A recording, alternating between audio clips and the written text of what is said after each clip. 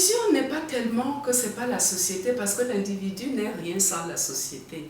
Mais si on veut appartenir valablement à la société, il faut qu'on apporte quelque chose à la société.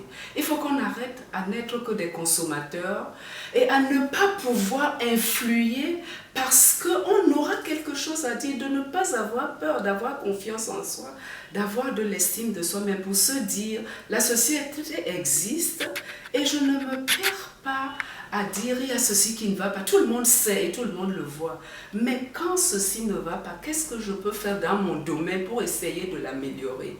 Donc, on ne fait pas cela tout seul dans son coin. Je ne fais pas la fondation toute seule. Personne ne fait rien tout seul. Mais il faut apporter quelque chose. Et pour apporter quelque chose, il faut d'abord s'armer. C'est pour ça que j'insiste d'abord sur une autonomie de pensée, une autonomie d'une démarche de comment on fait les choses. Et c'est d'ailleurs pour cela que le troisième volet de notre intervention consiste à faire tous les ans un camp d'excellence scientifique et culturelle.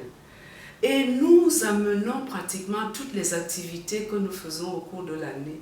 On essaye de pratiquement les concentrer en 1 ou 2 mois.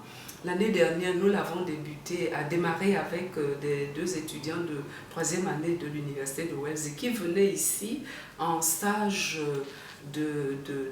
d'études pour voir comment précisément les choses se passent à la Fondation Rubizade et qui en sont partis absolument enchantés, en dehors des carcans bien établis et qui ont pu constater que nous ne faisons peut-être pas les choses à la manière américaine.